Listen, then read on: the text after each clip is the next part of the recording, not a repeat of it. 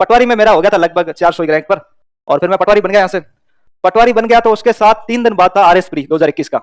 यदि किसी को पता हो तो पटवारी और आर एस प्री में 3 दिन का डिफरेंस था 2021 वाले में। वो 27 अक्टूबर को था, ये 24 को था। तो आर एस प्री दिया तो मेरे साथ एक मेरे मित्र थे, वो क्या थोड़े एज्ड हो चुके थे और मेरे साथ ही एग्जाम दे रहे थे। वो बेचारे क्या उनके एक दो एग्जाम हो नहीं पाए, बड़े ब्रिलियंट थे, अपने समय में गोल्ड मेडलिस्ट भी रह चुके थे कॉलेज में। लेकिन उस रात को पता नहीं क्या हुआ, हम लोग डूंगरपुर हमारा सेंटर था, वो थोड़े ज़्यादा डीमोटिवेट हो गए और रात को 12-1 बजे मेरे को बोलने लगे मुक्सा मेरा नहीं होगा। तो मैंने कुछ कविता वविता पढ़ रखी थी, मेरी कविता वाचन हॉबी है, तो मैंने उनको रात को मोटिवेट करना चालू किया। ये सच बता रहा हूँ मैं। तो 12 से लेकर सुबह 5 बजे तक मैं उनको मोटिवेट करता रहा। मैं अपना नहीं होगा तो किसका होगा, 15,000 में नहीं आएंगे क्या? तो बात सही थी मेरी। मैं 15,000 में नहीं आया। मैं हो गया इसमें बाहर। ठीक है, मेरे नंबर थे उस समय 83 और टोटल जो कट ऑफ रही थी वो 84.72 रही थी उस समय। वो मुझे पॉइंट भी याद है क्योंकि एक नंबर से रहा हूं मैं।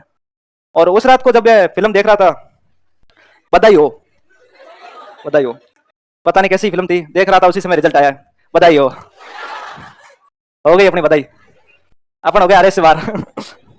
लेकिन उस रात को मुझे लगा यार कि यार मैं क्या कर रहा हूँ, सही तैयारी करनी चाहिए थी, अपन यार 1 नंबर से बाहर हो गए।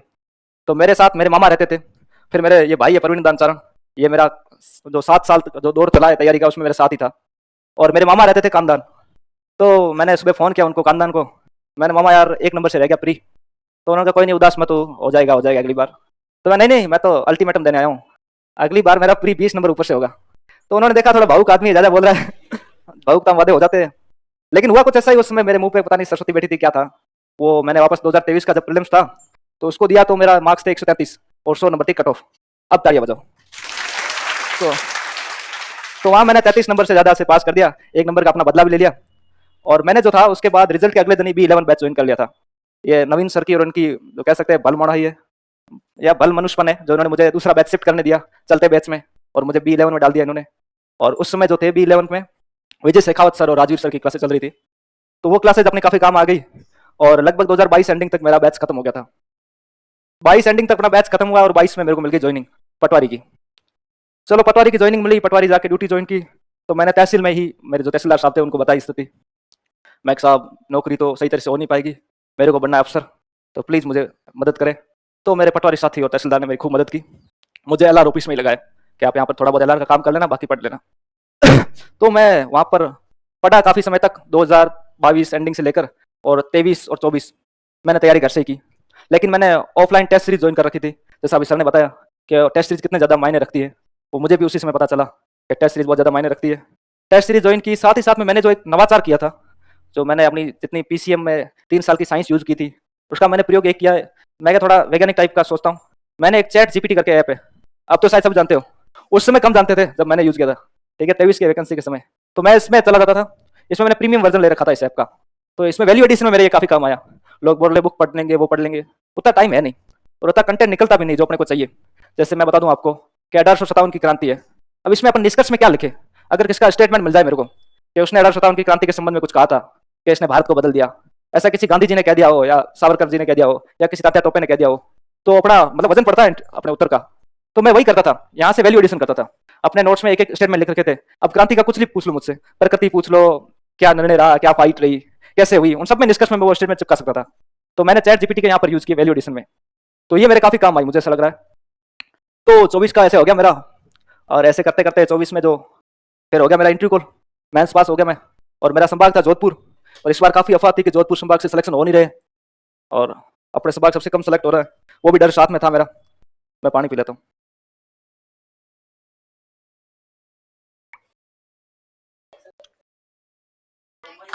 जोरदार तालियां।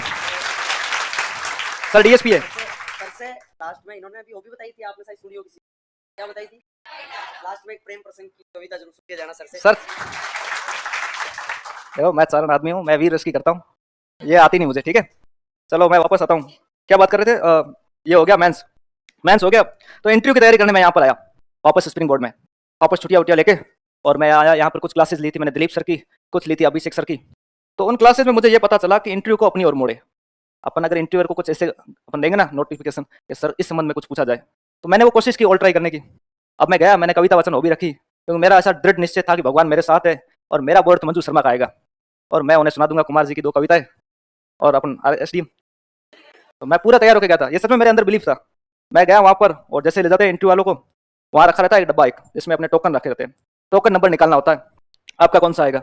तो मैं ऐसे प्रार्थना करते गया, भगवान 4 नंबर आए, या 3 पहले जाएंगे तो लगभग मैं थोड़ा सेटल हो जाऊंगा। वो जाते ही सेकंड नंबर निकल गया मेरा। मैं कहा नहीं नहीं, गलती से निकला है। तो कहा गलती कुछ नहीं, अब चलो। तो उन्होंने जाके बिठा दिया, मैं था, मेरे साथ एक मैम थी, वो हैंडीकैप थी, और उसके बाद एक जेसीटी होते, जूनियर कमर्शियल टैक्स ऑफिसर, वो ऐसे बैठे हुए थे जिन्होंने 2021 का भी दे रखा था इंटरव्यू। और पहला इंटरव्यू था मेरा, तो मेरी हार्ट बीट बहुत तेज हो रखी थी, बीपी बढ़ रखी थी उस समय। तभी अयूब खान उधर से आए, और मैंने सिर पकड़ लिया, ये तो मैथ के प्रोफेसर है, और मैंने पीसीएम पढ़ी इतनी थी, अब मैं के मर गए।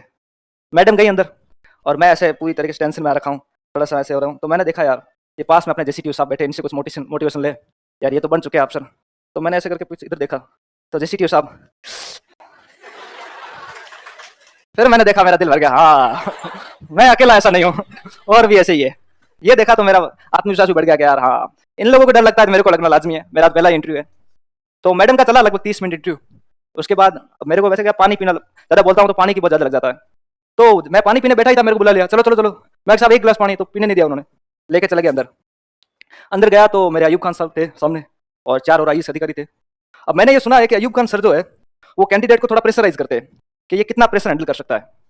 तो मैं जैसे ही गया, मैंने पहन रखा था सूट। यहाँ पर किसी ने बोला कि सूट में आप अच्छे लगोगे और पर्सनैलिटी अच्छी लगती है, तो मैंने डाल दिया सूट। तो सूट पहन के मैं अंदर गया, तो उन्होंने जाते ही पूछ लिया मेरे को, अरे पटवारी हो क्या? मैं जी सर। तो यार पटवारियों की तो हालत खराब है, 14,000 तुम्हारी सैलरी है और सूट डाल के घूम रहे हो। मैं सर सही बात है, हालत तुम्हारी खराब ही है, पर सूट तो मॉक इंटरव्यू वालों ने बोला तब मैंने पहना है। तो कैसा मॉक वालों ने बोला क्या? तो ऐसे करके वो हंस गए। वो हंस दिए, तो उनके साथ 2-3 मेंबर और थे, वो भी हंस गए। तो मैंने लगा लगभग पहली बॉल अपनी सही गई है। फिर उन्होंने अगले सवाल मुझसे पूछने शुरू किए। वो पूछने शुरू किए लगभग मुझसे पटवारी के संबंध में। अब पटवारी का जैसे मेरे दूसरा सवाल पूछा कि आप एसडीएम क्यों बनना चाहते हो, तो मेरा दिमाग चला थोड़ा ज़्यादा। मैंने कहा अब इंटरव्यू अपनी ओर मोड़ूंगा। तो मैंने बोला, मैं सर पटवारी के स्तर पे मैंने देखा है कुछ प्रक्रियागत और संस्थागत गलतियां हैं जिनको मैं सुधारना चाहूंगा। अब मुझे ऐसा लगा अगला सवाल होगा इनका कि त्रुटियां कौन सी। उनका अगला सवाल था सबसे छोटा एल्काइन कौन सा है, और मेरा दिमाग खराब है कि अब ये क्या पूछ लिया। तो 2 मिनट में ऐसे ब्लैंक हो गया।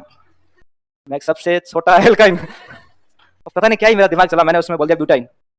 ब्यूटाइन वो C4 होता है, वो नहीं बोलना था, अब बोल दिया ब्यूटाइन। मैं क्या करूं, मेरे याद नहीं आ रहा था कुछ भी, अचानक ये पूछ लिया कुछ। मैं त्रुटियां याद कर रहा था दिमाग में, अभी बताऊंगा अभी बताऊंगा।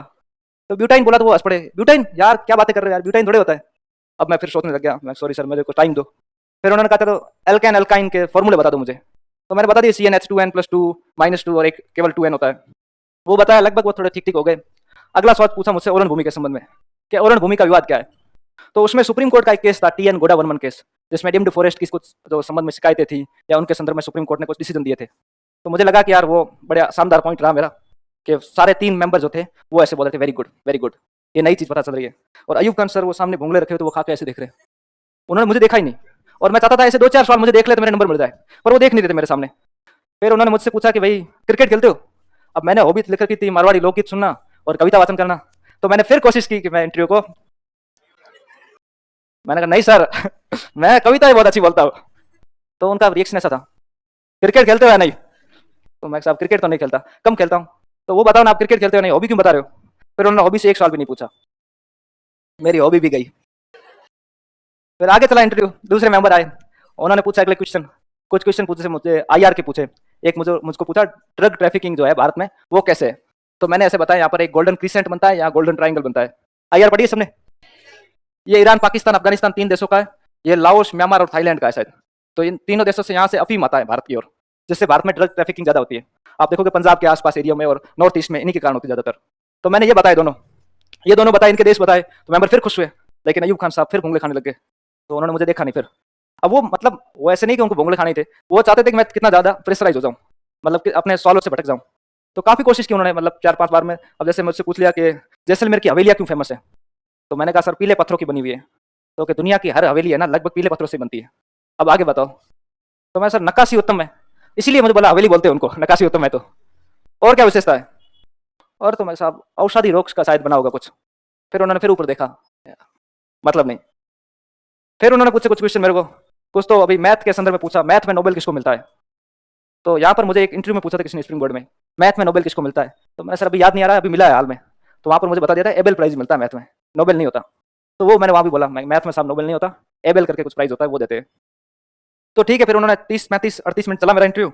और जनरली जब इंटरव्यू खत्म होता है तो मैंने ट्रांसक्रिप्ट पढ़ी है, उसमें ये लिखा रहता है कि वो बोलते हैं कि हम आपको भावी जीवन की शुभकामनाएं देते हैं, आपका भावी जीवन उत्तम हो और आप अच्छे अधिकारी बने और ये बने। पर अयूब खान साहब मेरे को देख के बोलते हैं 38 मिनट बाद, साहब अब आप जाओ। और वो सुना तो मुझे लगा यार काम तो खराब हो गया, इनको पसंद नहीं आया मैं, चलो मैं जाते जाते थैंक यू कर देता हूँ। तो मैं वहाँ से उठा, तब उदास था तो मैं थैंक यू कर नहीं पाया। वो गेट पे जाके मैंने कहा थैंक यू सर। तो उन्होंने कहा "अब जाओ, हम थैंक यू देख लेंगे"। तो ऐसा मेरा इंटरव्यू रहा। और इंटरव्यू के बाद मुझे लगा नहीं मुझे अच्छे नंबर मिलेंगे, अभी चूंकि मार्क्स नहीं आए, इंटरव्यू के आएंगे तो पता चलेगा कितने दिए उन्होंने। पर मेरे हिसाब से मेरा जो इंटरव्यू था वो 40 मिनट चला था।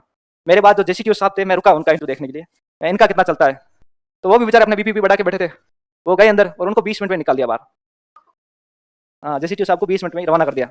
वो बाहर आए तो मैंने कहा साहब मेरी तरफ तो देखा भी नहीं, तो मेरे सेम ईयर मुझे भी नहीं देखा। तो मतलब कुल मिला के मैंने देखा कि वो एक इनका पैटर्न है। अगर अगली बार आप में से किसी का आए अयूब खान साहब का पोर्ट, तो आप ये देख लेना वो जानबूझ के अपने को प्रेशराइज करते हैं कि अपन कितने समय तक ये हैंडल कर सके। तो अपने दिमाग में ये लगता है यार 6 महीने से इसकी तैयारी कर रहा हूँ, इंटरव्यू इंटरव्यू इंटरव्यू सोचता हूँ रोज, और आज जब जुलाई में इंटरव्यू आ रहा है तो सामने ही नहीं देख रहा आदमी, इतना पड़ा हुआ किस काम का। तो ये बेसिकली मेरे हिसाब से उनकी टैक्टिक्स थी। और किसी ने मुझे ये कहा था कि अयूब खान साहब लंबा उसी का लेते जो उन्हें लगता है कि ये पसंद आ रहा है उन्हें, या उसके आंसर पसंद आ रहे हैं उन्हें। तो इस हिसाब से मेरा लगभग इंटरव्यू चला। इंटरव्यू के बाद अभी 15 अक्टूबर, वैसे जनरली इंटरव्यू के दिन ही रिजल्ट आता है, जिस दिन खत्म होते हैं ना उसी दिन रिजल्ट आता है। इस बार इंटरव्यू खत्म हुए 14 अक्टूबर को, और मुझे लगा 14 अक्टूबर की रात को ही ब्लास्ट होगा, क्योंकि 15 को मेरा बर्थडे था। मैंने बर्थडे बहुत ही कम मनाए, मैं चाहता था इस बार वाला बर्थडे शायद मना लूँ, 2-3 दिन इंटरव्यू आगे खिसक जाए। पर वो भगवान ने क्या ही सोची, 15 अक्टूबर को रिजल्ट निकालना चाहा उन्होंने। 8:30 बजे तक तो मेरा बीपी बढ़ा हुआ रहा, 8:30 बजे मेरा रिजल्ट आ गया और मेरी रैंक आ गई 67।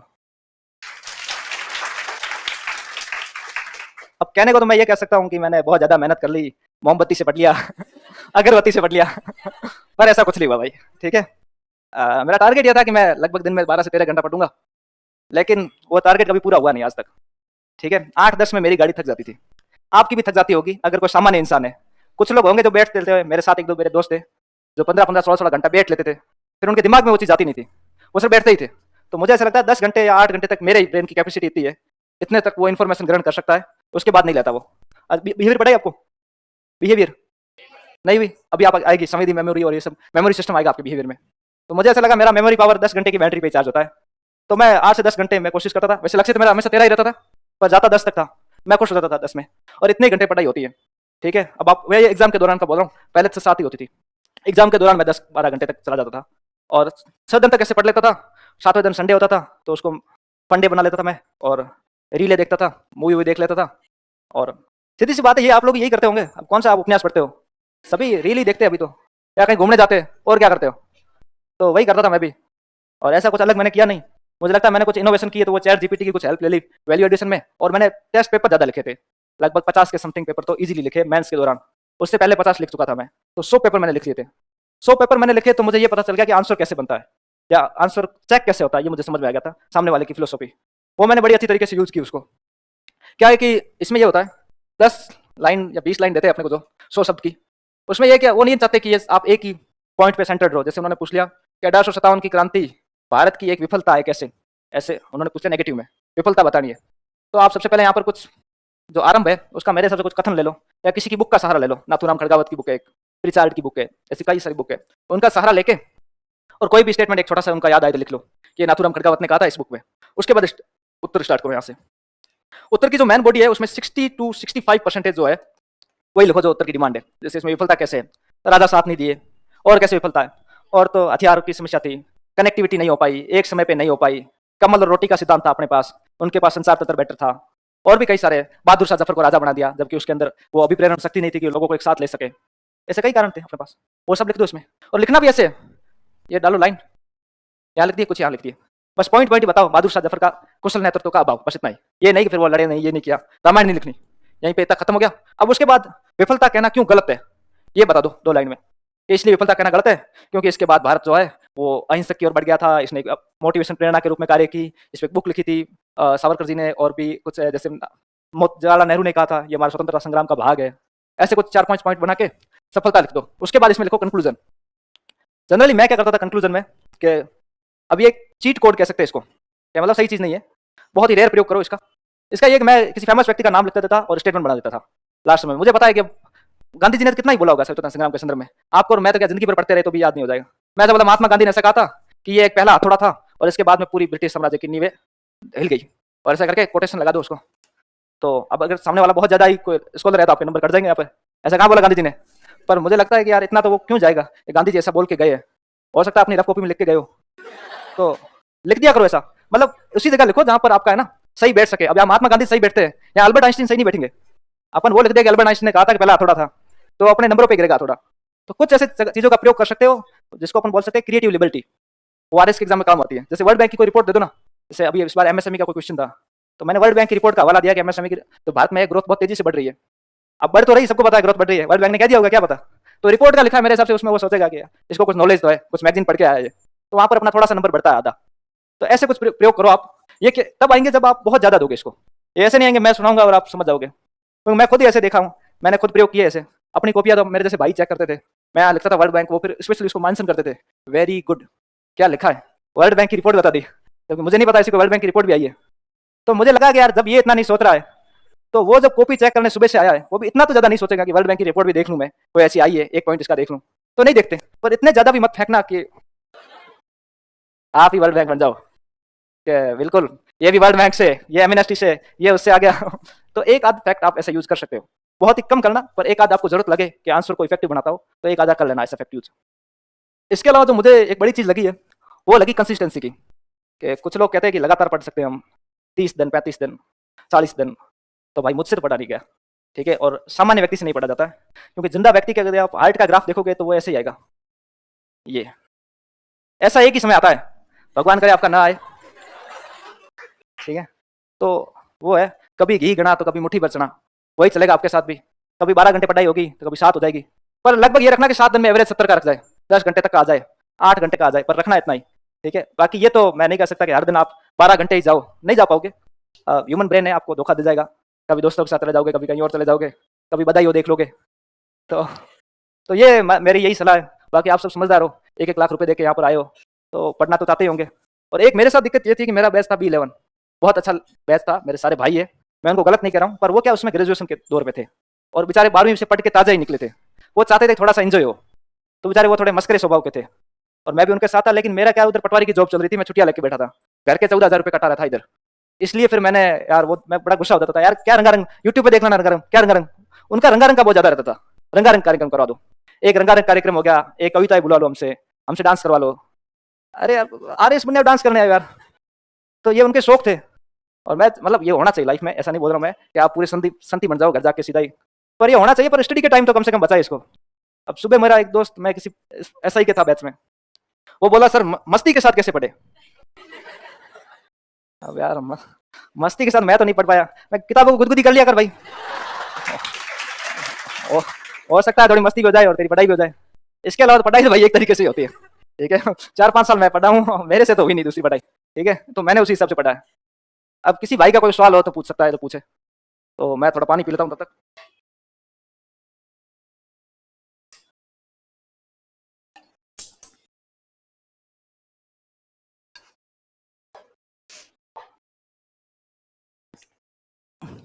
कोई सवाल नहीं है? अरे यार कुछ तो पूछो यार। तो अभी कितना टाइम हुआ बैच चालू है? अच्छा 3 महीने हुए। अच्छा तो अभी तो आपसे ही पूछ रहे सब सवाल, अब क्या ही पढ़ूं। तो यार क्या ही पूछूं तुम्हें, इंटरव्यू हो गया, अब क्या बताऊं मैं। कविता देखो, मैं अभी वो भैया बोल के गए कुमार विश्वास की याद करो, मैंने याद की, वो आई नहीं, इसका मतलब कविता अच्छी थी नहीं। ठीक है, मैं वीर रस की कविता बोल लेता हूँ। तो वीर रस की कविता मैं आपको सुना सकता हूँ एक। वो क्या है कि जब मैं मोटिवेशन, ये क्या अपन तैयारी करते हैं ना, रोज 10-10 घंटे पढ़ते हैं, तो अपना थोड़ा सा है ना, तो थिंकिंग थोड़ी सी नेगेटिव हो जाती है। मेरे को ऐसा लगता है यार क्या कुछ हो ही नहीं रहा है, संकट पे संकट आ रहे हैं यार, समस्या आ रही है, कभी ऑफिस जाना पड़ रहा है, कभी कुछ काम दे दिया मेरे को तो वो भी करना पड़ रहा है मेरे को, तैयारी हो नहीं रही है, 2-4 दिन से मूवी देख रहा हूँ, तो ये नहीं देख लेता था मैं। तो इसलिए मैंने उसमें एक कविता पढ़ी थी, और वो मैं उन कवि का नाम भी मेरे याद नहीं आ रहा, शायद केदारनाथ अग्रवाल था या कुछ और था, सॉरी मैं उनका नाम भूल रहा हूँ, पर वो कविता बहुत शानदार थी, मैं आपको बता देता हूँ।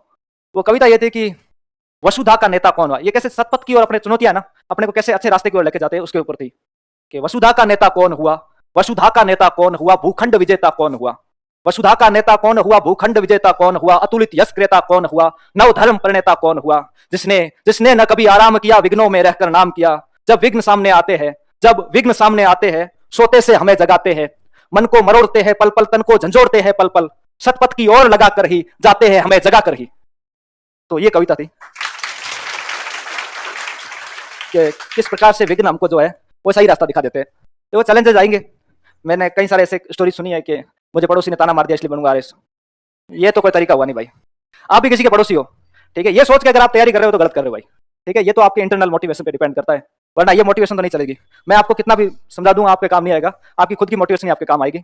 एक हमारे मारवाड़ी में कहावत है, मारवाड़ के तरफ से कितने यहाँ पर घना ही है, तो उसमें कहावत है कि अकल हियम उपजे दीना लागे डोम, पशु और डोम। पशु के क्या चिन्ह बनाते हैं शरीर पे ताकि अपना पशु याद रहे, वो दिए जाते हैं, अकल नहीं दी जाती। अकल तो खुद आएगी आपको, ठीक है ना। ये मोटिवेशन जो है मैं आपको कितना ही गाइड कर लूँ, कितना ही बोल दूं, आप तो नहीं बनोगे। आप बनोगे अपने स्तर से, जब आप खुद को खुद ही मोटिवेट कर सको। क्योंकि रात को 12-1 बजे कोई टीचर आपको नहीं आने वाला कि साहब पढ़ लो, वो आपको खुद को पढ़ना पड़ेगा। पर इसमें यही है कि आप 2-4 ऐसे दोस्त देख लो या रैंकर देख लो। अब मेरे क्या दिक्कत ये थी, मेरे साथ कोई ऐसा पढ़ने वाला स्टूडेंट मेरा दोस्त बना ही नहीं कभी। मेरे सारे दोस्त, सॉरी भाई, मतलब पढ़ते पढ़ते भाई आरएस की तैयारी नहीं करते, मतलब ये बोल रहा हूँ मैं। आरएस वाले दोस्त नहीं बने मेरे। जैसे बैच में आया तो कम समय के लिए आया, तो पढ़ने वाले वो बने नहीं दोस्त। 2-4 दिन आए तो मुझे भी वही अच्छे लगते थे जो गप्पे मारे मेरी तरह और अपने साथ चले, तो वही लड़के रहे साथ में। अब वो क्या था कि तैयारी में वो काम नहीं आ रहे थे ना। फिर मेरा एक कोई स्कूल का फ्रेंड था, यहाँ पर देता था पेपर, उसको मैं टारगेट मानता था यार इससे आगे निकले, तो वो मेरे से आगे निकलता था, कभी मैं उससे आगे निकलता था। तो यही है, आप यहाँ पर है ना एक टारगेट सेट कर लो कि अपने को मतलब यहाँ पर रैंक लाना है, या अपने को कोई टॉपर है उससे आगे आना है। इस प्रकार से आप डिसाइड कर सकते हो। और रैंक देखो ये है ना, चाहे कितनी बातें कहे, रैंक तो है अनप्रेडिक्टेबल है। मुझे आज से 5 दिन पहले पूछते आपकी कितनी रैंक आ रही, तो मुझे कुछ आइडिया नहीं था कितनी आएगी, क्योंकि इसका कोई प्रिडिक्शन ही नहीं है यार। ऑब्जेक्टिव पेपर थोड़े ये बता दूं मैं आपको ये कट कटा के इतने आ जाएंगे। देने वाला मुझे 10 नंबर के क्वेश्चन में 3 नंबर भी दे सकता है, 7 भी दे सकता है, इसका कोई आकलन नहीं है। और ना तो मैं किसी कोर्ट में इसको चैलेंज कर सकता हूँ, ना आप कर सकते हैं। तो रैंक बड़ी अनप्रिडिक्टेबल है, पेपर भी अनप्रिडिक्टेबल है। इसमें आप यही कर सकते हो, अपने प्रति ईमानदार हो। ईमानदारी किसी और के प्रति नहीं, अपने प्रति रखो। जितना छोटा आपका फ्रेंड सर्कल होगा, जितने कम आपके दोस्त होंगे, उतनी आपकी सफलता इजीली होगी। मेरे जयपुर में तो बहुत ही कम दोस्त थे। ये मेरा भाई प्रवीण दानी था मेरे साथ, तो मेरे कुछ भी समस्या होती थी मैं इसको कॉल कर देता था, तो ये अपने साथ, अब उसको पता था समस्या तो हल नहीं हो सकती थी, कुछ ऐसी बातें कर ले कि मेरा मूड फ्रेश हो जाए, और हम लोग गप्पे लगा लेते थे 1 घंटे, और मैं फिर मूड फ्रेश, फिर पढ़ने लग जाते थे अपन। तो ऐसे आप फ्रेंड सर्कल छोटा रखें, बड़े फ्रेंड सर्कल ना रखें कि 10-10 घंटे आपको जाने नहीं दे कि भाई एक और गप हो जाए, वो नहीं होना चाहिए। स्टूडेंट लाइफ की जर्नी में तो कई सारी चीजें आएगी आपके साथ, आ भी रही है। और जो आप है, मेरे हिसाब से तो एक गोल मान के चलोगे और ज़्यादा एग्जाम नहीं दोगे, क्योंकि मैंने कई सारे स्टूडेंट देखे जो मुझसे भी ब्रिलियंट थे, पर वो छोटी जगहों में अटक के रह गए, क्योंकि वो ज़्यादा एग्जाम देते थे। आज जेल प्रेरी दे दिया, कल चतुर्थ श्रेणी अधिकारी दे दिया, परसों वो दे दिया कोई एग्जाम कांस्टेबल का, तो वो उस चक्कर में रह गए बेचारे, क्योंकि बहुत ज़्यादा एग्जाम दे रहे थे। अपनी एनर्जी को इतनी ज़्यादा डाइवर्ट मत होने दो, एक एग्जाम की तरफ रखो, जितने ज़्यादा मॉक टेस्ट हो सकता है उतने दो, और चिल रहो। लंबी दौड़ है, मैराथन है, इसमें क्या है कि बहुत जल्दी जो तेज दौड़ता है ना मैराथन में, उसका क्या हाल होता है पता है आपको? भाग मिल्खा भाग देखी किसी ने? उसमें एक दौड़ता नहीं है सुरेश कुमार, वो थोड़ी देर जाके गिर जाता है। तो ये लंबी दौड़ है मैराथन है, इसमें ऐसे मत दौड़ना कि 15 घंटे पढ़ूंगा रोज, वो फिर नहीं होगा काम आपका, ठीक है। मैंने तो 2-4 उदाहरण सुने, वो कह रहे थे हम दूध पास में रख के बैठते थे, दही बनता तब तक पढ़ते थे। मैं भाई ये तो यार हद हो गई, ऐसे तो नहीं पढ़ा जाता, ठीक है। पढ़ा तो भाई ऐसे जाता है जब तक दिमाग में चीजें जा रही है, और जनरली 8 से 10 घंटे तक आप पढ़ सकते हो आराम से। अब जैसे बैच चल रहा है, अभी तो 6-7 घंटे हो जाए तो ही बहुत बड़ी बात है। इसका रिवीजन रखो। एक रिवीजन का मैं आपको ट्रिक बता सकता हूँ, जो मेरे पास एक फॉर्मूला था 1-4-7 का। आपको किसी को याद है ये? जो चीज आज आपने पढ़ी है आज ही रिवाइज कर दो, एक चौथे दिन रिवाइजन कर दो। सर ने बताई थी एक 7वें दिन कर दो। ये वास्तव में एक साइंटिफिक थ्योरी है कि इससे करेंगे तो अपना क्या दिमाग में चीज स्टेबलाइज हो जाएगी जल्दी, और उसके बाद तो जब भी टेस्ट आए तभी याद करो। पर 3 बार लगातार आपकी आंखों के सामने गुजरेगी चीज तो याद हो जाएगी, जनरली हो जाती है। उसके बाद अपनी अपनी कैपेसिटी पर है, पर याद हो जाती है। और इसके अलावा रिवीजन तो जितना ज्यादा से ज्यादा हो सकता है उतना करो। बुक्स के लिए मैं बता सकता हूँ आपको। अब किसी को ये प्रॉब्लम है कि नोट्स से सवाल नहीं आ रहे, कितने लोगों को ऐसा लग रहा है? अच्छा, किसी को लगना चाहिए, तो पेपर देखो, लगना चाहिए, ये सवाल आने भी चाहिए आपके दिमाग में। तो वो कारण है बिल्कुल। अभी कुछ क्वेश्चन है ना, बिल्कुल ही आरपीएससी पता नहीं कहाँ से उठा रहे हैं, यहाँ के नोट्स का, दुनिया के कहीं से नोट्स से नहीं आ रहे। वो कुछ एक क्वेश्चन आ गया हमारे रेस जूडी काटा क्या है, पर वो 5 नंबर का ही था, उससे कोई रैंक डिसाइड नहीं हो रही है, क्योंकि कट ऑफ जा रही है। या देखो अब यहाँ पर तो अब 800 में 800 लाने नहीं है, तो कंटेंट जो है मैं आप थोड़े बहुत एक्सप्लोर करोगे तो अच्छा रहेगा। मैं कोई गलत नहीं बोल रहा उसको, पर कंटेंट निश्चित जरूर रखना। ऐसा नहीं हो कि पोथा ही बना लो पूरा, ठीक है ना, कि मैं पबेड में दिग्विजय सर के भी पढ़ लूँ, लक्ष्मीकांत की बुक भी डाल दूँ, और भी 4-5 बुक डाल दूँ, फिर वो इतनी हो जाएगी पबेड, वो आपसे 1 साल में रिवीजन नहीं होगा उसका। इसलिए अपना कंटेंट बहुत छोटा से छोटा रखो, क्योंकि वहां चीजें लिखनी है, ऑब्जेक्टिव गैस नहीं करने, वहां पर लिखनी है चीजें। पबेड में कुछ भी पूछो ना सामान्य के विशेषज्ञ, मुझे एक फुलटन कमेटी याद है, वो इस संदर्भ में बनी थी। मैं निष्कर्ष में कुछ भी लिख सकता हूँ फुलटन कमेटी का, क्योंकि उसकी रिपोर्ट लगभग 2000 पेज की होगी। तो पता नहीं क्या लिखा फुलटन ने 2000 पेज में, कुछ भी लिख दो, सामान्य के विशेषज्ञ भाई है फुलटन कमेटी। जाके देख लो। तो ये जो है वैल्यू एडिशन करो आप, पर कंटेंट कम रखो। जितना कम कंटेंट रखोगे उतना ज्यादा रिवीजन होगा। मल्टीपल रिवीजन ही आपकी मैं मानता हूँ सफलता का आधार है। क्रिकेट कितने लोग देते हैं यहाँ पर? क्रिकेट कितने लोग देखते हैं? यहाँ भी अल्पसंख्यक है। क्रिकेट देखा करो, क्रिकेट बढ़िया गेम है। उसमें एक प्लेयर है विराट कोहली, जानते हो आपको? विराट कोहली की खासियत है, वो मुझे बड़ी बड़ी शानदार लगती है। उसको आप ऑफ साइड बॉल डालोगे ना, वो कवर ड्राइव ही मारेगा, छेड़ेगा और मारेगा कवर ड्राइव ही, वरना आउट हो जाएगा, वरना कवर ड्राइव मारेगा। वो तीसरा शॉट खेलेगा ही नहीं वहां पर। कुछ भी बॉल डाल दो आप, कभी आप विराट कोहली को ये करते नहीं देखोगे या आगे बढ़ के आगे नहीं खेलेगा, वो कवर ड्राइव ही मारेगा। वो कारण है, उसने वो उसका बेसिक इतना स्ट्रॉन्ग है, शुरू से ही उसका बेसिक स्ट्रॉन्ग है। वो आप जब भी डालोगे उसका कवर ड्राइव ही निकलेगा, क्योंकि उसने एक ही शॉट प्रैक्टिस की है और दुनिया में उससे बेटर कोई कवर ड्राइव नहीं खेल सकता। एक ब्रूस ली का कथन है कि मैं उस आदमी से नहीं डरता जो 10,000 मूव जानता हो, मैं उस आदमी से डरता हूं जो एक मूव कोई प्रैक्टिस 10,000 बार कर चुका हो, उसकी एक मूव ही मुझे मार देगी। ये बात है, जितना कम नोट्स, जितना ज्यादा रिवीजन, उतनी ही ज्यादा आपकी इफेक्टिविटी बढ़ेगी, आपकी परफॉर्मेंस बढ़ेगी और आप उतना ही अच्छा कर पाओगे। तो ये था मेरा गुरु ज्ञान। अब किसी का कोई क्वेश्चन हो तो पूछ लो। ये तो आप जब अनुभव करोगे तभी पता चलेगा। मैं देखो, मैं थोड़ा प्रैक्टिकल आदमी, मैं इतना हवा में नहीं आता। रियलिटी है, मुझे लगा रिजल्ट आया, रैंक आ गई, थोड़ी देर मैं भी थोड़ा उछला यार, रैंक आ गई। पर दूसरे दिन जो कि घर में रहते हैं तो जॉइंट फैमिली में अपने आप को फील करा देते हैं सामान्य, ठीक है ना, बड़े हो अफसर, तो ऐसे करके अपने को सामान्य फील कराते हैं। नेक्स्ट वैकेंसी के लिए ऑनलाइन अभी से सिलेबस कैसे कवर करें? पढ़ के। प्री का नेक्स्ट वैकेंसी के लिए अब पढ़ के ही होगा सिलेबस कवर, तो और तो क्या ही बताऊं मैं। अगर आपको कोचिंग की हेल्प लेनी है तो कोचिंग के साथ साथ पढ़ो, अलग से करना है तो कोचिंग के नोट्स पहले उठा के पढ़ लो, और कोई तरीका नहीं है। सर जनरल वालों की क्या कट ऑफ रहती है? वो ओबीसी की और जनरल की सेम ही रहती है प्री में। हालांकि जो फाइनल रैंक डिसाइड होती है उसमें अभी शायद 42 तक ओबीसी में एसडीएम मिल रहा है, जनरल में शायद 26 तक मिल रहा है, ऐसे कुछ है, थोड़ा सा ही फर्क रहता है। अब तो ओबीसी भी जनरल जैसी हो गई है। आपके टेस्ट टाइम पर रैंक कितनी आती थी? अब ये नहीं बताऊंगा यार, कमी आई है। पता नहीं यार, रैंक देखो मेरी, मैं बता रहा हूँ, एक बार स्प्रिंग बोर्ड में टॉप में आया हूँ मैं, 2023 की वैकेंसी में। एक एथिक्स का पेपर था, उसमें मैं टॉपर था। उस दिन टॉपर आते मैंने उसको फॉर्म किया। मैं यार टॉप आ गया मैं। तो एक बार ही मेरी रैंक अच्छी आई है, उसके बाद तो मेरी रैंक लगभग 50 से 120 इसी दरमियान रही है। टॉप 50 में भी नहीं आया, 23 में, 24 में तो मेरी अच्छी जाती थी, तो 20 में जाता था मैं, पर 25 में मेरी 23 में मेरी ये स्थिति थी, 50 से 120 वाली, इसी के रेट में आता था मैं। और ये कोई बड़ी बात नहीं, मैं मानता हूँ टेस्ट सीरीज की रैंक है ना, क्योंकि अपने जैसे लड़के चेक करते हैं। मेरे 2-3 दोस्त है, उन्होंने इंटरव्यू दे रखा है, कॉपियां वो उठाते हैं, उनका कोई दूसरा भाई चेक कर लेता है। तो इतना ज्यादा सीरियस मत लिया करो रैंक को, रैंक को कभी ऊंची आ जाएगी कभी नीचे आ जाएगी। टेस्ट सीरीज की रैंक कोई मायने नहीं रखती, टेस्ट सीरीज में आपकी प्रैक्टिस मायने रखती है। आप 3 घंटे कैसा परफॉर्म करते हो वो बड़ी चीज है, और उससे आप कितना सीखते हो उसके, और जो आंसर की आती है अपनी, वो बड़ी शानदार आती है। पता नहीं कौन डिजाइन कर रहा है, जो भी कर रहा है भाई, मैं बोलूंगा भाई शानदार वो जो डिजाइन कर रहा है कि हर चीज उसमें लिख के दे रहा है वो आदमी, इतने इतने फैक्ट लिख के दे रहा है। अगर आप आंसर की पढ़ो वहीं से क्वेश्चन आ रहे काफी सारे, तो नोट से बाहर वो आंसर किसे निकाल देंगे अपन क्वेश्चन। और कोई क्वेश्चन? अरे इंट्रोडक्शन नहीं दिया क्या? मैं, ये देख लो यहाँ से हूँ, थोड़ा सा और, अरे थोड़ा पास में जाओ जैसलमेर के, बाड़मेर। बाड़मेर में भी, पूरे पश्चिमी बाड़मेर में, पाकिस्तान बॉर्डर के पास गडरा रोड है, आप जानते हो शायद। गडरा रोड से, वाह, तो गडरा रोड से ही हूँ मैं, और वहां मेरा गांव है बालेवा, वहीं। आप बालेवा से हो? रेड हो ना, बाद में मिलते। तो मेरे गांव का ही है, भाई है मेरा। पर ये मेरा वहीं पर हुआ जन्म, पढ़ाई भी शुरू से वहीं से की है। और 10वीं में मैं पढ़ा था फोगेरा में, जहाँ हमारे प्रिंसिपल थे विनोद सिंह भाटी, उन्होंने काफ़ी गाइड किया था मुझे, और उन्होंने कहा था सिविल सर्विसेज की तैयारी के लिए। तो 10वीं तक मेरी पढ़ाई वहीं हुई है, 12वीं बाड़मेर से कर दी, फिर यहाँ आ गए जयपुर, और फिर यहीं से कर रहे हैं, अब सिविल सर्विसेज की कर दी, बाकी पटवारी की यहीं से कर दी। पर थोड़ी सी मेरे क्या है कि लंबे समय तक यहाँ रहने से गैस्ट्रिक की समस्या हो जाती थी, मैं इतना ज़्यादा खा नहीं सकता यहाँ का खाना। 5-7 साल खा लिया वो आटा होता है ना, वो लक्ष्मी भोग वाला, उसके कारण थोड़ी सी मेरे हो गई एसिडिटी वाली समस्या हो जाती थी, इसलिए घर से ही तैयारी की मैंने तो। और लगभग अभी 2-3 साल से घर से तैयारी कर रहा हूँ मैं। तो ये है मेरी जो पूरा परिचय है। इसके अलावा और कुछ पूछना हो तो?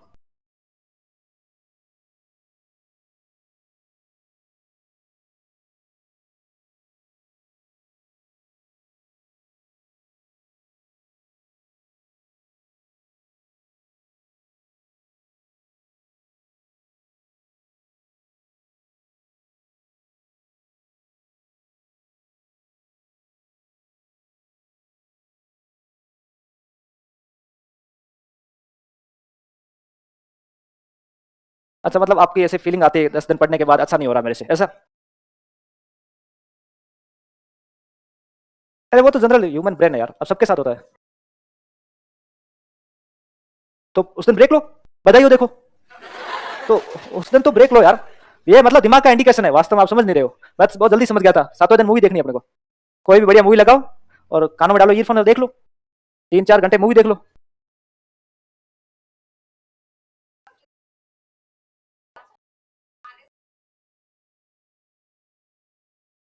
नहीं मेरा अभी इसमें क्या हुआ, किस रे? ये मेरे साथ भी होता था, क्लास में मेरे दोस्त मुझे बोलने नहीं देते थे। जब भी बोलता था पीछे से कुछ न कुछ ऐसा कुछ करते थे मेरी इज्जत का खतरा हो जाता था ये इनके साथ भी हो रहा है बेचारे के साथ। बात ये है कि मेरी जो अभी रैंक आ रही है वो आ रही 67। इसमें प्रॉपर एसडीएम नहीं मिल रहा मेरे को मिला आरपीएस। तो पुलिस सर्विस मिल रही है, अच्छी है पुलिस सर्विस, बढ़िया है, मैंने खुद भरी थी। पर मुझे लग रहा है शायद एसडीएम तक चले जाए, इसलिए मैंने ये 24 का भी दे रखा है। इसमें मेरा इंटरव्यू कॉल हो रखा है। तो अभी मेरा जनरली टारगेट यही है कि अगला इंटरव्यू कैसे अच्छा करूँ, इससे अच्छा कैसा कर सकता हूँ मैं। तो मैं और कंटेंट उठाऊंगा और ज्यादा प्रैक्टिस करूंगा। अभी तो टारगेट ये है, लॉन्ग टर्म में टारगेट है मेरा यूपीएससी का। अब देखो मैं कितना इसको कर पाता हूँ परस्यू, अब वो तो समय बताएगा। बड़ी घोषणाएं नहीं कर सकता पर तैयारी जरूर करूंगा एक बार, फिर देखो क्या होता है, सब भगवान के ऊपर है। मेरी एज 15 अक्टूबर को 25 साल की हो गई। मेरा 15 अक्टूबर 2000 को जन्म है और 25 साल का हो गया था। मैं 20-21 साल में आया था। मतलब मैंने 2017 में जब 12th पास आउट की थी तो मैं सोचता था 21 साल की उम्र में आरएस बनूंगा, पर बन नहीं पाया क्योंकि ये लंबी जर्नी है। कल मुझे एक और भाई मिला था, वो बोल रहा है कि यार टेस्ट सीरीज और कोचिंग तो करनी है पर उसमें 22 महीने लगते हैं। अभी वो ग्रेजुएशन शायद चल रही है उसकी, 22 महीने में मैं नहीं कर सकता, इतना टाइम नहीं मेरे पास देने को। तो मैं यार मुझे बताओ 2-3 महीने में अधिकारी कैसे बने? ये बन सकते उसके लिए वो दूसरी वैकेंसी है चतुर्थ श्रेणी अधिकारी वाली उससे बन सकते हैं अपन। बात यह कि ये लॉन्ग, मजाक से इतर, बात यह कि ये लॉन्ग टर्म प्रोसेस है, ये मैराथन है। इस बार मेरा हो गया, अगर नहीं होता मैं अगला देता। ये मेरे दिमाग में क्लियर है, मैं 100% अगला अपना अगला अटेम्प्ट देता और उससे तेज देता और अच्छे करने की कोशिश करता। और यही मोटिवेशन है, बेसिकली मोटिवेशन यही है। अब अगर आप मोटिवेशन रीलों से होताते हो कि डिप्टी की गाड़ी के ऊपर ऐसे बत्ती चलेगी, तो फिर आपका मोटिवेशन जल्दी खत्म होगा भाई। वो मोटिवेशन लंबे समय तक नहीं रह सकता, क्योंकि आप नौकरी लगोगे ना 4 दिन बाद ये भी हवा निकल जाएगी कि अब डिप्टी बन गया है, वो एसडीएम बन गया। क्योंकि ये लॉन्ग टर्म मोटिवेशन नहीं है। लॉन्ग टर्म आपका मोटिवेशन क्या है? कुछ सोसाइटी में चेंज लाना है, इतना ज्यादा तो नहीं ला पाओगे पर अपने स्तर से कुछ भला कर दो, कुछ लोगों को कुछ काम कर दो, तो आपको कुछ लोग याद भी करें और कुछ नाम भी हो। मेरे इलाके में कुछ ऐसे एसडीएम रह के गए जिनको आज भी लोग याद करते हैं कि यार क्या अच्छा काम करके गए थे वो साहब। तो अभी ग्रामीण में उनकी काफी ज्यादा रिस्पेक्ट है। एक मोहनदान जी करके अधिकारी है, वो ओएसडी लगे हुए अभी सीएमओ में, उन्होंने बहुत अच्छा काम किया था। तो आज भी बाड़मेर जैसलमेर क्षेत्र में उनका खूब नाम चलता है कि वो इतने अच्छे अधिकारी रह के गए। तो ऐसे कुछ अधिकारी है, वो अपने लिए आज भी आदर्श का कार्य करते हैं। यदि आप उनको फॉलो अप करते हो या अपने आपको ऐसे बनाना चाहते हो, तब तो ये आपके काम का है। बाकी तानों वानों से पढ़ते हो तो यार मेरे हिसाब से तो वो फिर तैयारी काम की नहीं है। कि मैं किसी से देख के मोटिवेट हो गया और उसने मुझे बोल दिया कि आरएस कैसे नहीं बनेगा तो मैं बनने आ गया, वो काम नहीं करेगा। अपना खुद का सेल्फ मोटिवेशन होना चाहिए, वही सबसे बड़ी चीज है कि मैं कुछ अच्छा करना चाहता हूँ अपने स्तर से। और बेसिकली आप ऑनेस्ट रहोगे इंटरव्यू में भी कि सर मैं कुछ अच्छा करना चाहता हूँ, मैंने कुछ गलतियां देखी, मैं उनको सुधारना चाहूंगा, तो इंटरव्यू मेंबर भी समझेंगे कि यार हाँ। आप ऐसे बोलोगे मैं देश को बदल दूंगा, तो साहब आज बदले निकाले बदले, देश अब नहीं बदले, अब अपना घर बदली जाए तो बड़ी बात है, ठीक है। तो मोटिवेशन खुद का है, खुद को अपने आप को लक्ष्य देना पड़ेगा कितना पढ़ना है और कैसे पढ़ना है। आपका आईना आपकी टेस्ट सीरीज है, टेस्ट सीरीज ही आपको बता देगी आप कहाँ पर खड़े हो, किसी और को बताने की जरूरत नहीं है। कुछ लोग बताते हैं कि मेरी स्थिति कैसी है, वो टेस्ट दे दो अपने आप पता चल जाएगा। 2000 लड़कों में कहाँ पर स्टैंड कर रहे हो, ठीक है। टेस्ट सीरीज में कभी भी रैंक आती है तो उसको ऐसे किया करो जैसे मैं करता था। जैसे मेरी 7 रैंक आई है आज, तो -100 +100, इसी बीच में, इसी रेंज में मैं अभी हूँ, यही रेंज रहती है। और टेस्ट सीरीज में कॉपी कैसे चेक हो, 100 ± कर दो, रियल रैंक आपकी वहीं पर है। इसमें भी अटक भटक के आप इसी रेंज में आओगे। तो ये है टेस्ट सीरीज के संदर्भ में। अगला कोई क्वेश्चन हो? फैमिली बैकग्राउंड अच्छा है मेरा, तो मुझे तो ऐसे कुछ इकोनॉमिक समस्या आई भी नहीं। मेरे फादर टीचर है, पीटीआई लगे हुए हैं, और पीटीआई जी आपको पता है किस लिए फेमस रहते हैं आजकल। तो मुझे खूब पीटा भी है बचपन में, 5वीं तक, उसके बाद नहीं पीटा। और मैं एक ही भाई हूँ, तो उसी हिसाब से रहा हूँ मैं घर पे। और घर वालों ने कभी ऐसी कुछ समस्या आने नहीं दी, पढ़ाई के संदर्भ में भी और कभी कोचिंग करने के संदर्भ में भी। कभी ऐसा कहा नहीं कि भाई पैसे ज़्यादा लग रहे हैं या तू ज़्यादा उड़ा रहा है। तो लग जाते थे पैसे भाई, कई सारे मेरे दोस्त है वो खर्च कम करते पैसे। मैं उनको यही कहता हूँ भाई आज बचा लोगे तो कुछ बड़ी चीज़ नहीं होगी, आगे कमा लेना, अपने आप को उस काबिल बनाओ कि मैं इतने कमा लूंगा। तो आज अगर आप एजुकेशन पे मेरे हिसाब से 10 रुपये खर्च करते हो तो बड़ी बात है। लोग अपनी जमीनें बेचकर अपने बच्चों को पढ़ाते हैं, हमारे इधर तो नॉर्मल हो गया ये, क्योंकि लोगों को जिनके पास नौकरी नहीं है वो बच्चों को ऐसे ही पढ़ाते हैं। और उनका संघर्ष वास्तव में अपने संघर्ष के सामने कुछ भी नहीं है। अपने को तो रूम में रह के पढ़ना है, जो लोगों के मदर फादर तय करते हैं बड़ी चीज़ है। कई सारे बच्चे जिनके माता पिता वहाँ दिहाड़ी भी करते हैं लेकिन वो पढ़ते हैं, अगर वो अपने प्रति और अपने माता पिता के प्रति ईमानदार रहते हैं तो उनको सफलता भी मिलती है। तो उनका संघर्ष बड़ा है, मैं तो ये मानता हूँ। मेरे संघर्ष तो कुछ भी बड़ा नहीं था, मैंने पढ़ा और हो गया सिलेक्शन, क्योंकि मेरी परिस्थितियाँ ऐसी अनुकूल रही। मेरे फादर साहब मेरे सपोर्टिव थे, मदर खूब सपोर्टिव रही है, और भी मेरे आसपास का एनवायरमेंट, मेरे दोस्त रहे, ये हमेशा आधी रात को मेरे साथ खड़े रहते थे। तो जब आपके पास अच्छा ग्रुप होता है, अच्छे लोग आपके पास होते हैं, तो जनरली आप जो है मेहनत करते हो और अपने प्रति ईमानदार रहते हो। वो मैं ये आपको कहना चाहूँगा। आपका फैमिली बैकग्राउंड भी अच्छा ही होगा। तो अगर आपको आप पैसे दे के भेज रहे हैं, मेरे हिसाब से इकोनॉमिक स्थिति ठीक है आपकी, तो आप उनके प्रति ईमानदार रहो, दूसरों के प्रति मत रहो। मैं मानता हूँ अपने माँ बाप के प्रति रह लो, बहुत बड़ी बात है, क्योंकि उनका जो विजन है वो यही है, आपको अधिकारी बनाए या आप किसी सर्विस में जाओ। तो इसलिए जो जितना हो सके समय अपना पढ़ाई पे दो। हालांकि उतना भी मत करना जो मैराथन में मैंने पहले कहा था कि आज ही जाओ और 15 घंटे पढ़ लो, क्योंकि वो कल तक ही पढ़ोगे उसमें। पर हमेशा कंसिस्टेंसी रखने की कोशिश करो। ग्राफ जो है उसको ये करने की बजाय थोड़ा सा ऐसे कर दो, ठीक है, तो काम हो जाएगा अपना। मेरी सलाह दूं या कोचिंग की सलाह दूं? मैं पढ़ता नहीं हूँ, करंट अफेयर नहीं पढ़ना, मेरी तो ये सलाह है, क्योंकि करंट अफेयर से आ नहीं रहा क्वेश्चन। अपनी कोचिंग में से पढ़ लोगे। अब मैं तो कह रहा हूँ इतना ही पढ़ो, उससे ज्यादा जाओ भी मत। आ जाए तो आ जाए, नहीं आए तो नहीं आए। वो तो अब वो चाइनीज रॉकेट की तरह है, चले तो चांद तक, नहीं तो रात तक, वही स्थिति हो रखी है। बिल्कुल ही मतलब ऐसे ही कहीं से पूछ लिया, सेकेंडरी स्कूल में प्रतियोगिता हुई, तीसरे नंबर कौन सा बच्चा आ गया, अब उस बच्चे को भी नहीं पता 2 दिन बाद कि मैं तीसरे नंबर आया था। ऐसे सवाल आ जाते थे। तो भाई करंट अफेयर मुझसे तो हुए नहीं। मैंने तो ये 24 वाला अटेम्प्ट था, मैंने करंट पढ़ा ही नहीं बिल्कुल। ये अपने राजवीर सर के एक नोट्स आते हैं, ये 50 पेज की पीडीएफ थी, उसमें 50 पेज की, वो मैंने लास्ट महीने की याद देखी थी। वो भी ऐसे ही यार देख लेता हूँ इससे कुछ निकल जाए। उनसे 2-4 क्वेश्चन मिल गए मेरे को सरसरी निगाह से देखने पर। बाकी क्वेश्चन बहुत डीप से पूछ रहे करंट अफेयर में, इतना फोकस मत करना। जो अपना बेसिक है वो स्ट्रॉन्ग रखना, जैसे मैं पहले कह रहा था कि जो कोर सब्जेक्ट है ना अपने, हिस्ट्री, पॉलिटी, ज्योग्राफी, इससे ज्यादा डीप में नहीं जाते, जाते भी है तो अपन आइडिया लगा लेते हो वहां पर, ठीक है, उनको ज्यादा फोकस करो। करंट अफेयर अब एक चूंकि एक हो चुका है मार्केटिंग का जरिया, तो कई सारे क्लासेज आपको मिल जाएगी, कुछ वैसी वाली, कुछ मजेदार, कुछ हंसाने वाली, कुछ लोटपोट वाली। वो करंट अफेयर लोटपोट तो कर देगी, फिर वो वहां लोटपोट हो जाओगे, ठीक है। तो अभी तो मैं यही कहूंगा कि कम फोकस करना करंट अफेयर पे, क्योंकि ये बड़ा ही बेवफा सब्जेक्ट है अभी, कभी भी धोखा दे जाता है, कितना भी पढ़ लो और सवाल आता ही नहीं उसमें। तो करंट अफेयर के लिए तो कोई सलाह नहीं है, खुद का विवेक। अरे न्यूज पढ़ लोगे सर की, मतलब हो सकता है सर ने ऐसा सोचा, मैं नहीं पढ़ पाया। देखो अब अपना अपना विजन है, सर ने तो मेरे जैसे हजारों बनाए, मैं तो एक ही बनाऊं। मैं अपना बता सकता हूँ, मेरा तो भाई मैं न्यूज पेपर नहीं पढ़ पाया, कभी नहीं पढ़ पाया, इंटरव्यू के अलावा। इंटरव्यू में 10 दिन जरूर पढ़ा था मैंने लास्ट, उसके अलावा नहीं पढ़ पाया, तो टाइम ही नहीं मिलता था ना। आपके पास इतना टाइम है कि भाई पढ़ सकते हो नोट्स के अलावा, तो बड़ी चीज, आप अभी बहुत ज्यादा टाइम मैनेजमेंट कर रहे हो। अच्छा, पर मैं तो नहीं पढ़ पाया था। हाँ, मैं न्यूज चैनल देखता जरूर था, कुछ अच्छे न्यूज चैनल है अभी चल रहे, एक खबर गांव करके, एक ललन टॉप है, ऐसे कुछ और 2-4 न्यूज चैनल है जिनमें राष्ट्रीय और अंतर्राष्ट्रीय मुद्दे है ना, उनके वीडियो देखा करो। वो मत देखा करो क्या सोनाक्षी सिन्हा ने क्या कहा या अक्षय कुमार ने क्या कह दिया। वो वीडियो अपने काम के नहीं, अपने काम के तो ये है, मतलब ये एक राष्ट्रीय वीडियो आता है, एक अंतर्राष्ट्रीय आता है, 20-20 मिनट के दो, वो देख लो, अपनी नॉलेज बढ़ जाएगी और उसका प्रयोग करो। जैसे मैं अपने जो ये जो आईआर के सब्जेक्ट होते थे ना, उसमें मैं डालता था अपना ये रात को दुनियादारी करके एक एपिसोड आता था ललन टॉप का, उसका कुछ वीडियो आ गया, जैसे कांगो में कुछ वॉर चल रही है या सूडान की कुछ वॉर चल रही है, तो जैसे आ जाता था कि दक्षिण देश गरीब क्यों है, तो मैं लिख देता था नीचे से हाईलाइट करके कि हाल ही में सूडान युद्ध हो रहा है, कारण, तो कारण के बेचारों का पहले से डेवलपमेंट नहीं हुआ, ये नहीं हुआ, दूसरी चीजें ऐसे करके उसको जोड़ देता था। तो ये उत्तर को अपने का इफेक्टिव बनाती थी ये चीजें। तो करंट अफेयर के लिए तो न्यूज़पेपर मत पढ़ो, मेरी तो ये सलाह है। आप हो सके वीडियो देख लो कोई 10-20-25 मिनट का कोई, और अगर आप पढ़ना चाहो कि मेरे को जनरली इसमें मेरा मूड फ्रेश भी होता है, तो पढ़ना चाहिए आपको। मीडियम हिंदी है, बोलने से लगा नहीं आपको?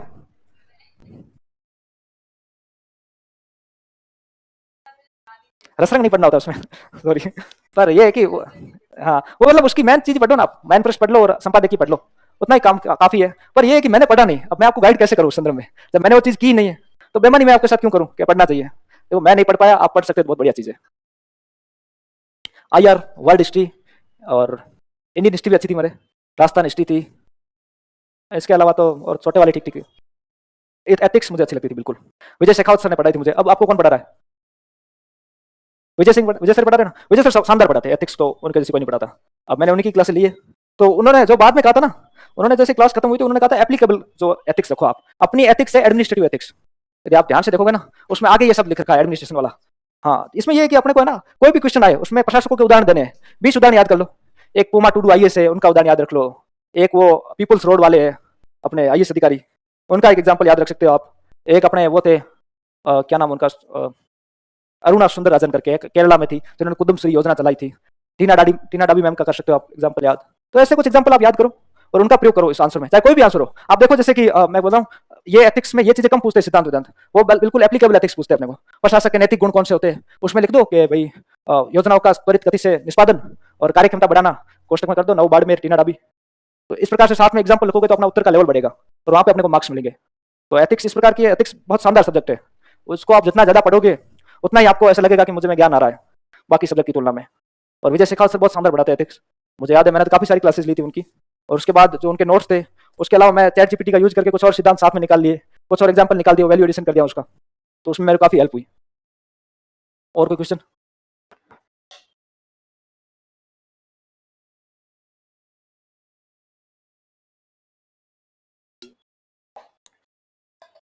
पूछ लो यार, कुछ पूछना है, क्या है, बातें ही तो करनी है अपने को 1 घंटा। क्या आ रहा है, कुछ मन में आ रहा है क्या, मैं बोलूं कुछ और? छुट्टी कर दूं? हाँ, कोचिंग के बाद तो अब जैसे आपका कितने घंटे का चलता है ये? कितने से कितने तक का? 1 से 7। अब इसके अलावा ऐसा कौन है जो पहली बैच के लिए 2 घंटे पहले आ जाता है? कोई आता है 1 घंटे 2 घंटे पहले? मत आया करो, मेरी ये सलाह है। आप पीछे बैठोगे, सुनोगे, उतना ही सुनोगे, उतना अच्छा सुनोगे। 1 घंटा बचाओ अपना, कोचिंग के टाइम पे आया करो। थोड़े पीछे बैठ जाओगे, कोई दिक्कत नहीं रहेगी। पर आप अगर पहले भी आते हो ना, उसमें मेरी एक सलाह है आपको। आप 12 बजे आ रहे हो तो यहाँ आओ और ईयरफोन लाओ अपने साथ। एक क्लास हमेशा मत लिया करो, वो उस समय देखा करो। सुबह आके 12 बजे आ बैठे, ईयरफोन लगा लिए, 1 घंटे क्लास देखी, 1 घंटे जब क्लास खत्म होती है उसके बाद वहां जाके देख लो। इस प्रकार से मैनेज करो। मेरा एक दोस्त करता था, वो यहाँ पहले आके सीट उखाड़ता था मेरी भी। तो वो यही तरीका लगाता था, एक क्लास नहीं लेता था वो हमेशा, उसको वो ऑनलाइन ही देखता था। तो वैसा कर सकते हो आप। और टाइमिंग जैसे 6 घंटे की आपने बताया, 1 से 7 तक की आपकी शिफ्ट है। फिर सोते होते किस समय हो? मतलब ये मैं समझ के चलूं 12 से 1 के बीच में सोते हो आप? इतने समय ही सोते हो? इतना तो सोना ही चाहिए यार, लेट थोड़ा। ठीक है, स्टूडेंट हो तो। अब देख लो, 7 से लेकर 12 बीच में 5 घंटे का टाइम है। 1 घंटा और निकाल दो, 8 से 12 4 घंटे बचते हैं। 2-2 घंटे की 2 शिफ्ट कर दो, तो यहाँ 4 घंटे मिल जाएंगे आपको। और एक सुबह वाली निकाल दो। 1 बजे आ रहे हो आप, सुबह कितने 7 बजे उठते हो यार? 10 बजे कौन उठता है? काम भारी है भाई थारो। सुबह 7 नहीं तो चलो मैं 8 मानता हूँ। 8 मानते हो तो 1 घंटा और ले लो, 9। 9 से 2 घंटे पढ़ ले, 11, 11:30 से फिर पढ़ लो 1 घंटा, 12:30, 3 यहाँ हो गए, 4 वहाँ हो गए, 7 और 6 घंटे कोचिंग चल रही है। 13 घंटे तो बहुत ज्यादा है। इतना पढ़ लोगे तो खूब हो जाएगा आपका। ये तो आपके खुद के ऊपर, विवेक के ऊपर है, आप कितना पढ़ सकते हो। तो इसको टाइम को जितना ज्यादा मैनेज कर सकते हो उतना अच्छा है। एक सिद्धांत था यार, मैं उनका नाम भूल रहा हूँ, प्रोफेसर का। उनका सिद्धांत था इंटरसेक्शन का सिद्धांत। उसमें उन्होंने ये कहा था कि, किसने पढ़ा है क्या वो सिद्धांत? उसमें यह था, उन्होंने कहा था कि जब मेरा दोस्त मुझसे मिलने आ रहा है तो लेफ्ट में चल रहा है ना, तब तक मैं अपनी डेस्क से ऊपर नहीं उठूंगा। जब तक वो मुझसे मिलने नहीं आता मैं उसके बारे में सोचूंगा ही नहीं, अपना काम करूंगा। तो वो मेरे पास 30 मिनट एक्स्ट्रा है सामान्य व्यक्ति से ज्यादा। फिर जब वो चला गया वहां से, तो वहां से जब मैं निकल रहा हूँ अपने घर की ओर आ रहा हूँ, तो बीच में मेरा डेस्क की चलती है मेरे दिमाग में। तो ये लोग बहुत ही गजब तरीके से टाइम मैनेजमेंट की स्कीम है। अगर इसको अप्लाई कर सको तो बहुत शानदार है। मैंने कोशिश की थी अप्लाई करने की, पूरी तो हो नहीं पाई, लेकिन लगभग कर लेता था मैं। ये कर सकते हो तो इससे टाइम मैनेजमेंट बहुत अच्छा हो जाता है। मैं जैसे जॉब के लिए जाता था तो मेरा घर से मेरा वो जो गड्ढा रोड तहसील है वो 40 किलोमीटर की दूरी पे है। तो मैं अक्सर उस पर ये दुनियादारी लगा लेता था, ललन टोपाला, और ईयरफोन डाल लेता था और बाइक चलाता था। एक ईयरफोन ही डालता था, तो वरना मुझे कोई दुनियादारी ना सिखा दे। ठीक है, तो लगभग मैं आधा घंटा वही सुनता जाता था। तो उससे क्या होता था, अपना एक साथ में रिवीजन भी हो जाता था। भले अपनी ज्यादा फोकस नहीं रहे उसमें, क्योंकि न्यूज में इतना फोकस करके करोगे भी क्या। तो उस समय ऐसे कुछ काम कर दो जो आपके काम आ जाए। 2-4 फैक्ट उसमें याद हो गए तो बहुत बड़ी बात है आपकी। फ्री टाइम में आपने ये काम कर लिया। तो टाइम को मैनेज करना आपके हाथ में, जितना अच्छा हो सके उतने अच्छे से मैनेज करो। और मेरी यही सलाह है कि सोशल मीडिया को थोड़ा सा कम यूज करो। मतलब मैं खुद करता था यूज, ठीक है, पर मैं बहुत ज्यादा नहीं करता था। जैसे मैंने फेसबुक तो बहुत जल्दी छोड़ दी थी, 2020 तक आते आते छोड़ दी फेसबुक। और इंस्टाग्राम मेरे पास था, पर मैं उसको यही करता था, कभी कभी रात को 1 बजे डाउनलोड कर लिया सोने से पहले, और 1 घंटे रील देख ली, फिर सुबह डिलीट कर लेता था उठते ही। ठीक है, पर मैं वो खुशियां बांटता नहीं था। मेरे दोस्त बेचारे, उनको अच्छी रील लगती, बांटते हैं खुशियां। तो मैं बांटने वाला काम नहीं करता था, क्योंकि फिर उसमें ज्यादा नोटिफिकेशन आ जाते थे। मैं अपने तक ही रखता था खुशियां। ठीक है, उसको लाइक वाइक करके देख ली और फिर निकाल दी। तो ऐसे इंस्टा, मुझे रीलें देखना बड़ी पसंद है। आप लोगों को भी होगा। ठीक है, तो वो बड़ी शानदार चीज है, पर वो कम करो भाई। वो एंजॉय के लिए जरूरी है, पर उसको कम रखो। ठीक है ना, कोई ऐसा नहीं कि आपको संती बनना है, बिल्कुल ही मोह माया छोड़ दो, ऐसा कुछ भी नहीं है। सामान्य इंसान हो आप, देखो आप, पर पढ़ाई का टाइम अपने लिए निकाल के रखो। पढ़ाई के प्रति ईमानदार होगे तो पढ़ाई आपको कहीं ना कहीं जो बेनिफिट देगी। एक उदाहरण है कि सरस्वती अपना ऋण नहीं रखती। आप जितना ज्यादा पढ़ोगे, जितना अच्छा पढ़ोगे, आपका फ्रूटफुल रिजल्ट 100% आएगा। पर बेसिकली ये है कि आप रात को सोते समय जो है, ये देखो कि मैंने जो आज दिन में अपने प्रति कितना ईमानदार रहा। मैं, आप लाइब्रेरी में 12 घंटे बैठ के आ गए हो, कोई फर्क नहीं पड़ता उसका। आप जाके इवेल्यूट ये करो कि मैं 6-7 घंटे पढ़ा तो हूँ। अब उसमें मैंने रीलें कितनी देखी थी, मैंने व्हाट्सअप कितना देखा है, या दूसरी चीजें कितनी देखी है। तो मैं रात को आकलन करता था तो मेरा 8-9 घंटे निकलता था एवरेज। मैं पढ़ लिया अपन 11-12 घंटे बैठ गए, पर पढ़े अपन 8-9 ही है। तो क्यों ना इतने ही पढ़े अपन, बैठने की कमी टाइम कम कर दे, वहाँ रीले देख ले। ठीक है, पढ़ ले अपन सही से। तो यही तरीका है पढ़ना जो है, उसमें पूरी तरह से खोके पढ़ो जितना हो सके, जितना डीप में हो सके, जितना ज्यादा पढ़ सको उतना पढ़ो, और उस समय डिस्ट्रैक्शन कम रखो थोड़ी। इसके अलावा और कोई क्वेश्चन हो आपका? अरे खूब सारी है, गजब मूवी तो है। मैं बहुत बड़ा दीवाना हूँ मूवीज का। अ, सभी सभी। हॉलीवुड में शशांक रिडेम्पशन है एक मूवी, किसी ने देखी वो? शशांक रिडेम्पशन करके फिल्म है एक। अरे यार, फिर जन्मे कैसे? भगवान कसम, मतलब मैं झूठ नहीं बोला, वो मूवी कल्ट है, आप देखना आज जाके, ये मेरी सलाह है आपको। शशांक रिडेम्पशन करके फिल्म है, वो तो IMDb पे सबसे ज्यादा रेटिंग पे यार। वो नहीं देख रहे हो आप, क्या कर रहे हो यार? वो देखो आप, एक देखना फॉरेस्ट गंप करके, देखी किसने? Forrest Gump, Shashank redemption. इसके अलावा तो हॉलीवुड में मूवीज देख लूं यार, मिलिंग तो मुझे भी नहीं आ रही, मेरी भी अंग्रेजी ऐसी है भाई। ऐसे करके कुछ नाम है उसका, सांक करके रिडेम्पशन, ऐसे कुछ नाम है उसका, सुशांक रिडेम्पशन करके। और एक है द फॉरेस्ट गंप करके है, उसमें टॉम हैंक है या ऐसा कुछ एक्टर, मैं नाम भूल रहा हूँ उसका, वो है। हाँ ये वाली बिल्कुल, सुशांक रिडेम्पशन बिल्कुल, ये शानदार मूवी आप देखना, ये आपको मोटिवेट करेगी मूवी, और ये मोटिवेट क्या, ये मूवी बहुत शानदार है, आप देख भी पाओगे। ठीक है, ये देख लो, फॉरेस्ट गंप देख लो, बधाइयो देख लो। ठीक है, और इसके अलावा तो कई सारी बॉलीवुड की तो कितनी बताने यार, फेर हेरा फेरी, ढोल धमाल, चुप चुप के, भागम भाग, वेलकम, जिन जिन मूवी में राजपाल यादव है वो मूवी देखने के काम की है। ठीक है, वो अपना फेवरेट एक्टर है। तो और कौन सी, भूल भुलैया शानदार है, पहली वाली शानदार है, दूसरी तो इतनी अच्छी लगी नहीं मेरे को। हाँ, वो पहले वाली भूल भुलैया। क्या, अच्छा बैलेंस खत्म हो जाएगा क्या? अरे कुछ नहीं, वाईफाई लाइब्रेरी किस काम की यार, यूज करो वहाँ, लाइब्रेरी का सही सदुपयोग वहीं पर है, मूवी डाउनलोड करके जाओ, घर जाके देखो 2-3 मूवी, और देखना संडे को, ऐसे नहीं हो कि रोज मूवी लेके बैठ जाए। मैंने पहले भी कहा था, ऐसा नहीं हो कल मुझे शिकायत आए क्या मोटिवेट करके गए हो। तो कम ही देखना मूवीज तो, लेकिन देखना जरूर 6-7 दिन में, जब भी आपको लगे, उनको लगा था, जब भी आपको लगे ऐसा मूड खराब हो रहा है, आप कुछ हेरा फेरी टाइप मूवी देखो आप, जिंदगी वही है। ठीक है, नौकरियों में जिंदगी नहीं घुसी हुई है, चलो अपना गोल है, अपना ध्येय है, अपन वो पाले, बढ़िया बात है, पर यही अल्टीमेटम नहीं है जिंदगी का। जैसे मैम ने कहा आगे क्या, अब आगे तो क्या है, जिंदगी जीनी है अपने को, लाइफ बहुत बड़ी चीज है, ये तो सब उसका भाग है। ठीक है ना, मैं आपको कुछ भी कहूँ, आपको रियलिटी ये है कि अपने आप को एंजॉय करना है, जितना ज्यादा खुश हो सको उतने ज्यादा खुश रहा करो, और ये चीजें चलती रहेगी, उठा पटक, भर्ती आएगी जाएगी, कभी रैंक आएगी कभी नहीं आएगी, चलता रहेगा ये खेल तो। पर अपने आप को कभी ऐसे डिप्रेस और इतना ज्यादा सीरियस मत लो, खुद को थोड़ा लाइट रखो, मजाक के साथ चलो, 4-5 ऐसे दोस्त रख लो जो थोड़े मजाक के टाइप हो, जब फ्री टाइम हो उनके पास बैठो आप, तो आपको कभी ऐसी फील ही नहीं आएगी कि मुझे ऐसा लग रहा है यार पढ़ रहा हूँ कुछ हो नहीं रहा है, तो क्या फर्क पड़ता, नहीं बात नहीं हुआ, अगली बार होगा। तो ये आपके आसपास का सर्कल बड़ा डिसाइड करता है। ठीक है ना, तो यही सलाह है इसमें तो, और कोई हो तो, हो गया टाइम अपना। तो यार वो पोएम तो है, पर रश्मि रथी की मुझे भी याद नहीं आ रही पूरी, चलो मैं कोशिश करता हूँ उसको आधी अधूरी सुना पाऊंगा। ठीक है, रश्मि रथी मेरी फेवरेट पोइम है, रामधारी सिंह दिनकर की है, यदि किसी को पता हो तो सुनिए, किसी ने रश्मि रथी सुनिए।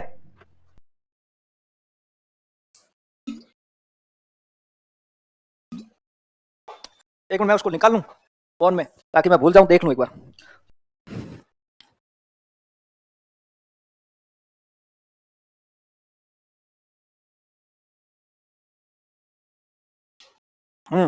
चलो ठीक है।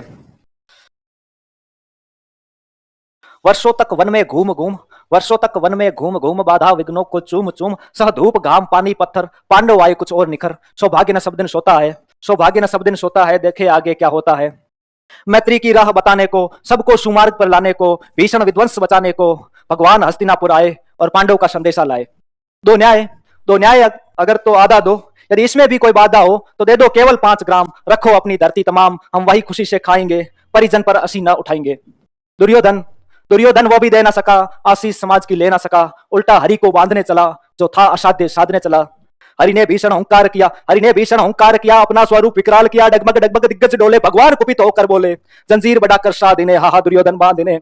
यह देख गगन मुझ में लय है, यह देख पवन मुझ में लय है, मुझ में विलीन संकार सकल, मुझ में लय है संसार सकल, अमर तो भूलता है मुझ में संहार झूलता है मुझ में।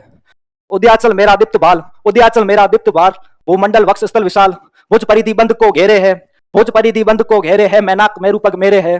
दिखते है जो नक्त्र निकर, दिखते है जो नक्त्र निकर, सब है मेरे मुख के अंदर, दीर्घ है तो दृश्य कांड देख, मुझ में सारा ब्रह्मांड देख। चर अचर जीव, क्षर अक्षर, नश्वर मनुष्य सुरजाति अमर, शतकोटि सूर्य सतकोटि चंद्र सतकोटि सरित सर सिंधु मद्र, शतकोटि रुद्र सतकोटि रुद्र सतकोटि दंडधर लोकपाल, जंजीर बढ़ाकर साधिने, हा हा दुर्योधन बांधने, हा हा दुर्योधन बांधने। हित वचन नहीं तूने माना, हित वचन नहीं तूने माना, मैत्री का मूल्य न पहचाना, तो ले मैं भी अब जाता हूं, अंतिम संकल्प सुनाता हूं, याचना नहीं अविरण होगा, याचना नहीं अविरण होगा, जीवन जया की मरण होगा, टकराएंगे नक्र निकर वर्षे की भूपर वहनी प्रखर, फणसेस नाग का डोलेगा, विकराल काल मुंह खोलेगा। दुर्योधन रण ऐसा होगा कभी नहीं फिर वैसा होगा, भाई पर भाई टूटेंगे, विस्मार बूंद से छूटेंगे, वायस श्रृगाल सुख लूटेंगे, सौभाग्य मनुष्य के फूटेंगे, आखिर तू भूषाई होगा, आखिर तू भूषाई होगा, हिंसा का पर्दाई होगा। थी सभासन सब लोग डरे, थी सभासन सब लोग डरे, चुप थे या थे बेहोश पड़े, केवल 2 नर न अगाते थे, धृतराष्ट्र विदुर सुख पाते थे, कर जोड़ खड़े प्रमुदित, दोनों पुकारते थे जय जय जय जय।